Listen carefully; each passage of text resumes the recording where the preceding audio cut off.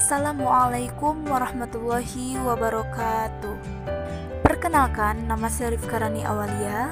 Di sini saya akan menjelaskan mengenai materi riba. Kata riba berarti tambahan, tetapi maksudnya di sini itu bukan berarti tambahan yang bersifat positif. Namun arti tambahan di sini adalah tambahan yang berasal dari usaha haram yang merugikan salah satu pihak dalam suatu transaksi. Riba juga dapat diartikan yaitu akad atau perjanjian tukar-menukar secara khusus dua atau lebih materi yang tidak diketahui kadar persamaannya menurut ukuran syariat. Pada saat terjadinya perjanjian tersebut, materi yang ditukarkan ditunda penyerahannya, baik salah satu atau seluruhnya. Kemudian unsur-unsur riba. Menurut Afzalur Rahman bahwa riba mengandung 3 unsur, yaitu yang pertama biaya atau kelebihan atas modal pinjaman. Yang kedua, ketentuan besarnya tambahan dikaitkan dengan jangka waktu. Dan yang terakhir adalah tawar-menawar mengenai syarat pembayaran tentang besarnya kelebihan uang dilakukan kepada kreditor. Kemudian macam-macam riba.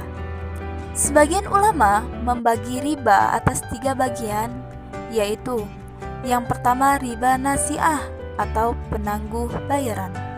Riba nasiah adalah riba yang jelas atau dapat juga diartikan pembayaran lebih yang disyaratkan oleh orang yang meminjamkan, seperti dalam hal hutang.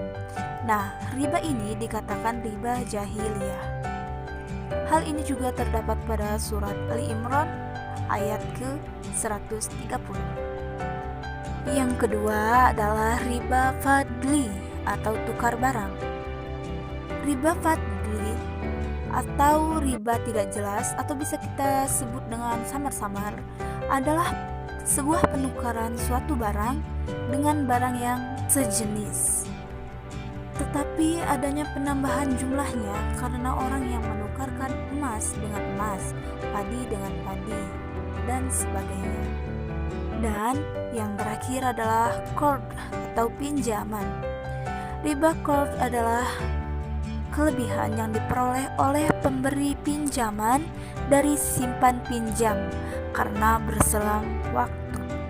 Riba ini juga dikategorikan oleh beberapa ulama menyerupai riba fadli karena dalam jenis riba ini di dalamnya mensyaratkan keharusan untuk memberikan keuntungan kepada pemberi pinjaman.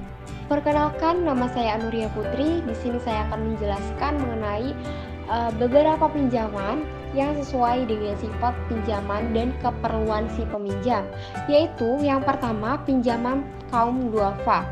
Pinjaman ini digunakan untuk memenuhi kebutuhan sehari-hari oleh kaum duafa, di mana sebagian besar pendapatan mereka kemudian diambil alih oleh para pemilik modal dalam bentuk bunga. Yang kedua, monopoli sumber dana.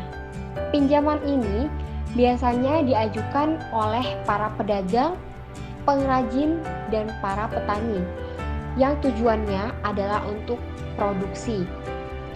Namun, upaya mereka untuk dapat lebih produktif sering terhambat karena penguasaan modal oleh para kualitas. Yang ketiga, yaitu pinjaman pemerintah, di mana pinjaman ini dikategorikan dalam 2 bentuk.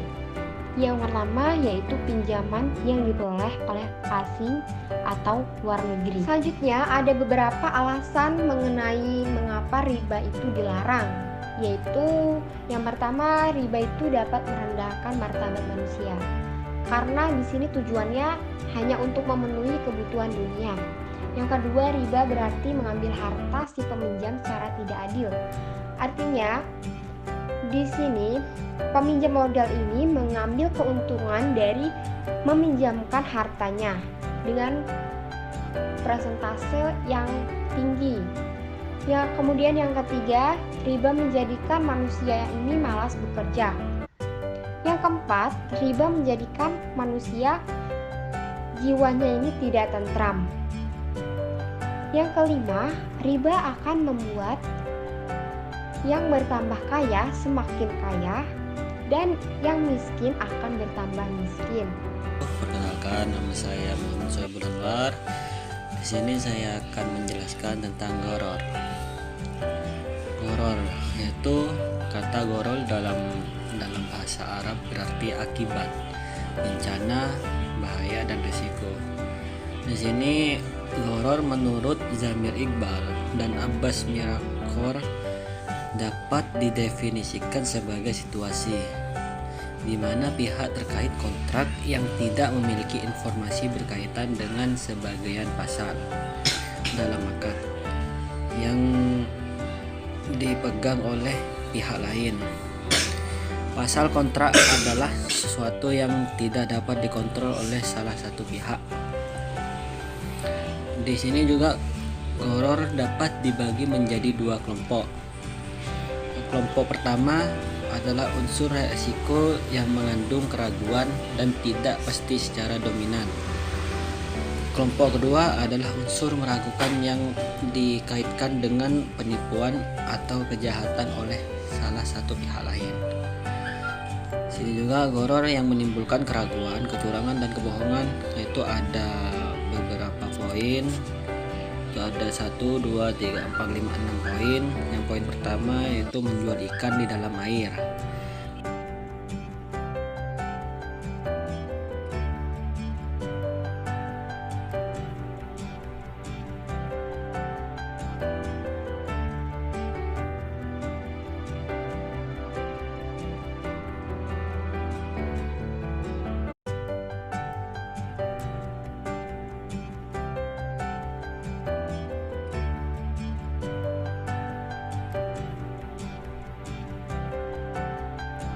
Selanjutnya, spekulasi dalam Islam.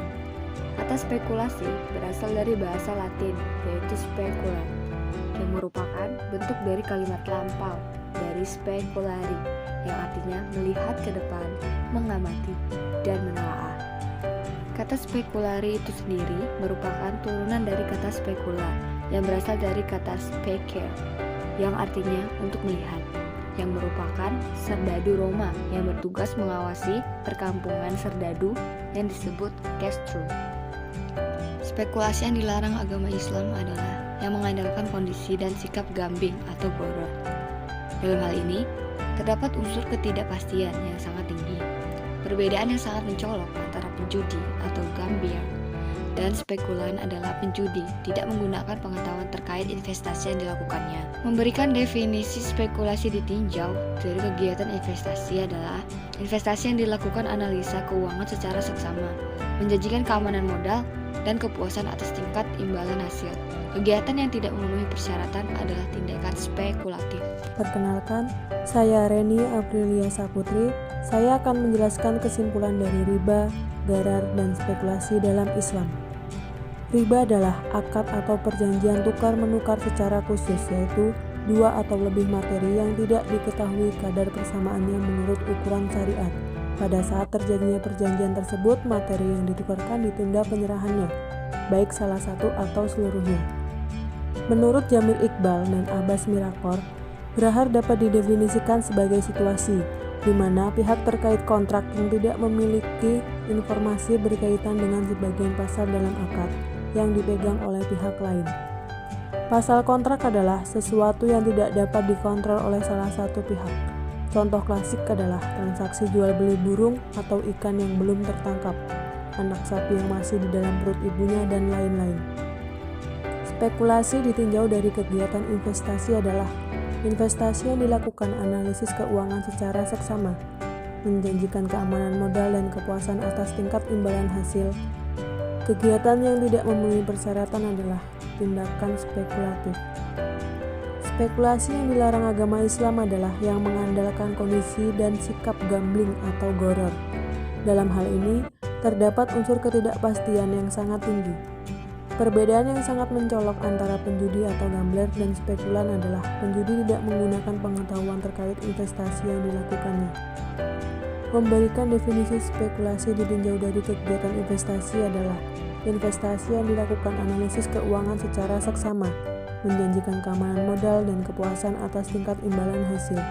Kegiatan yang tidak memenuhi persyaratan adalah tindakan spekulatif.